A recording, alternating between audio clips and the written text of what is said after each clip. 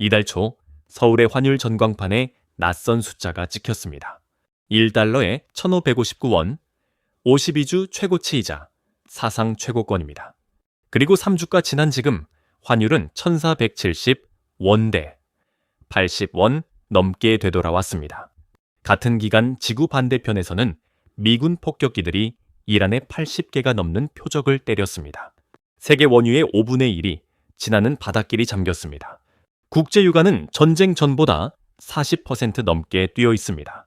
중동의 폭격과 서울의 전광판, 8,000km 떨어진 이 두 장면은 정확히 하나의 선으로 연결되어 있습니다. 오늘 영상에서는 그 선의 전체를 따라갑니다. 이 전쟁이 어떻게 시작됐는지, 폭 39km의 바닷길이 왜 세계 경제의 급소인지, 그 충격이 어떤 경로로 한국의 환율이 됐는지, 그리고 한국이 그걸 3주 만에 어떻게 진압했는지, 마지막에는 앞으로 벌어질 수 있는 3가지 시나리오까지 전부 데이터로 보겠습니다. 뉴스 100개를 보는 것보다 이 영상 하나가 나을 겁니다. 먼저 무대부터 봐야 합니다. 페르시아만과 인도양 사이, 이란과 오만 사이에 끼어있는 좁은 바닷길, 호르무즈 해협입니다. 가장 좁은 곳의 폭이 약 39km, 서울에서 인천 정도의 거리입니다. 그런데 이 좁은 길로 전 세계 해상 원유의 약 20%가 지나갑니다.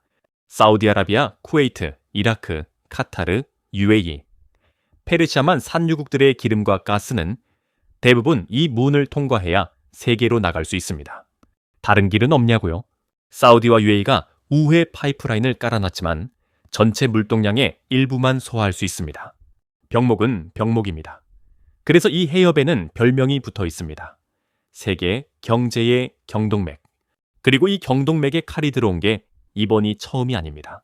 1980년대 이란, 이라크 전쟁 당시 양국은 서로의 유조선을 공격하기 시작했습니다. 이른바 탱커 전쟁. 수백 척의 상선이 미사일과 기뢰에 맞았습니다. 미 해군이 쿠웨이트 유조선에 성조기를 달아 직접 호위하는 사태까지 갔습니다. 2019년에도 이 해역에서 유조선 피격이 잇따르며 유가가 출렁였습니다. 즉, 호르무즈가 흔들리면 세계의 기름값이 흔들린다. 이건 40년 넘게 반복 검증된 공식입니다. 그리고 2026년 이 공식이 역대 최대 규모로 다시 작동하기 시작합니다.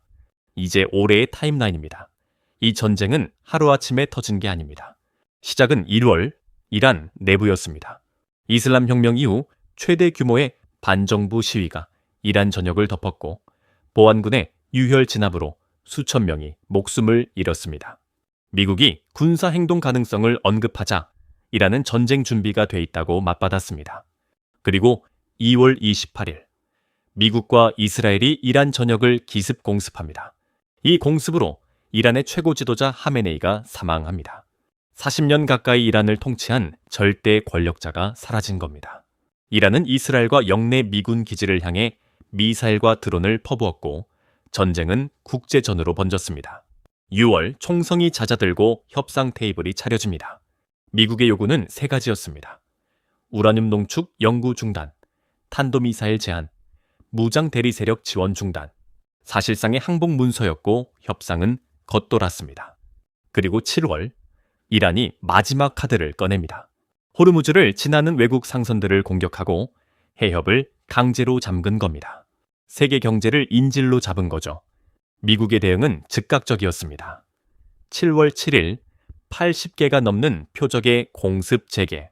7월 14일에는 미 중부사령부가 이란에 대한 해상봉쇄를 발표합니다. 걸프의 에너지 시설들이 다시 불탔고 종전 협상은 최대 위기를 맞았습니다. 이 모든 일의 청구서가 곧바로 세계 시장에 날아듭니다. 첫 번째 도미노는 유가입니다. 전쟁 이후 국제 유가는 40% 넘게 올랐습니다. 7월 중순 기준 브렌트유는 배럴당 83달러 선. 해상봉쇄 발표가 나온 날 시장은 즉각 반응했습니다. 자, 이게 왜 한국에게 유독 아픈가? 한국은 원유를 사실상 전량 수입하는 나라이고 그 대부분이 중동산입니다. 그리고 중동 원유는 예외 없이 호르무즈를 지나야 합니다. 이 해협이 잠기면 지구상에서 가장 먼저 아픈 나라 그룹에 한국이 들어갑니다. 숫자로 보겠습니다. 산업연구원 분석으로 국제 유가가 10% 오르면 한국 제조업 전체의 생산 비용은 평균 0.71% 늘어납니다. 별거 아닌 것 같다고요? 업종별로 뜯어보면 얘기가 다릅니다. 에너지를 많이 쓰는 석유 제품 산업은 비용이 6.3% 뜁니다. 유가가 40% 올랐으니 이 숫자들의 살을 곱해보시면 됩니다. 실제로 항공운송과 정유의 생산 지표는 이미 꺾였습니다. 항공사는 기름값이 원가의 3분의 1인 사업이고 해운도 마찬가지입니다. 기름으로 만들고 기름으로 움직이는 한국 산업의 구조상 유가 쇼크는 선택적으로 오지 않습니다. 전방위로 옵니다. 그런데 유가는 첫 번째 도미노일 뿐입니다. 진짜 문제는 그 다음 도미노, 돈의 흐름입니다.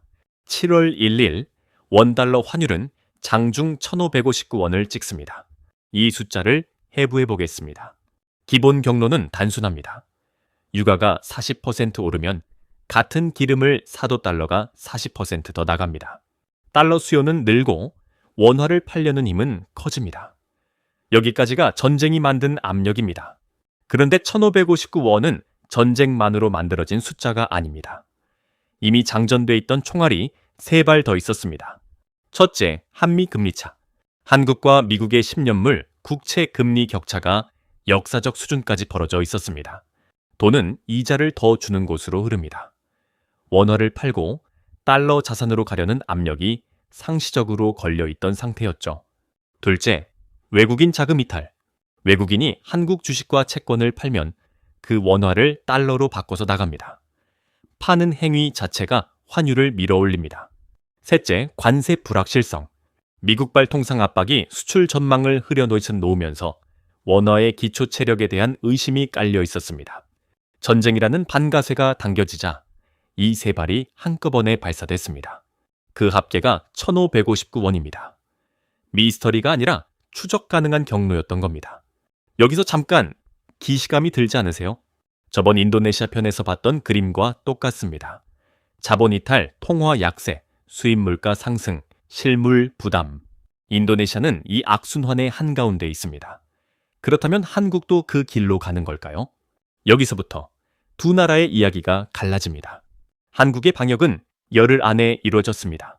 7월 16일 한국은행이 기준금리를 2.5%에서 2.75%로 올립니다. 물가와 환율, 두 마리를 겨냥한 원화 방어의 성격이 짙은 인상이었습니다. 한미 금리차라는 총알 하나를 직접 빼낸 겁니다. 7월 21일에는 정부가 삼성전자, SK하이닉스, 현대차와 기아 같은 수출 대기업들을 한자리에 불러 모읍니다. 안건은 하나, 외환. 기업들이 벌어들이는 수출 달러를 시장 안정에 어떻게 활용할지 민관이 함께 설계한 겁니다. 수출 대금을 강제로 묶어버린 인도네시아와 기업과 마주 앉아 협력을 설계한 한국. 같은 문제 앞에서 정반대의 방식이었고 시장의 반응도 정반대였습니다.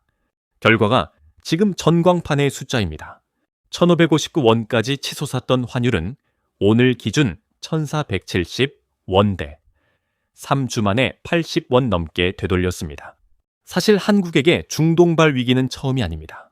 1973년 1차 오일 쇼크, 유가가 단숨에 4배로 뛰며 세계 경제가 멈췄을 때 한국은 정반대의 수를 뒀습니다.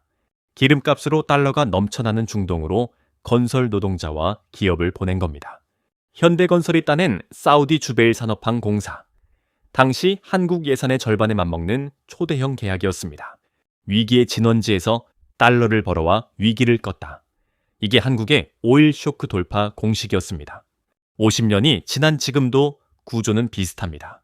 위기가 오면 통제로 문을 걸어 잠그는 나라가 있고 수출로 문을 더 여는 나라가 있습니다. 데이터는 후자의 손을 들어줘 왔습니다. 다만 착시는 금물입니다. 1475 원도 1년 전보다 100원 이상 높은 역사적으로는 여전히 고환율입니다. 그리고 전쟁이라는 반가세가 그대로인 한 이건 진화가 아니라 소강입니다. 그래서 앞으로는 어떻게 될까요? 세 갈래입니다. 시나리오의 휴전 타결. 봉쇄가 풀리면 유가에서 전쟁 프리미엄이 빠지고 환율도 추가로 안정될 수 있습니다. 다만 협상은 지금 최대 위기라는 평가를 받고 있습니다. 시나리오 B, 지금 같은 소강의 장기화. 유가와 환율이 높은 수준에서 굳어지는 그림입니다. 이 경우 수입 물가에서 시작된 부담이 하반기 실물 경제로 번지는지가 관건입니다. 일부에서는 재고가 소진되는 9월을 고비로 지목합니다. 시나리오 C 확전. 호르무즈가 완전히 장기간 닫히는 경우입니다. 확률은 낮지만 충격은 가장 큽니다. 과거 시뮬레이션들은 이 경우 유가가 세 자릿수를 훌쩍 넘길 수 있다고 경고해 왔습니다. 어느 길이든 한국의 카드는 분명합니다. 버티는 힘.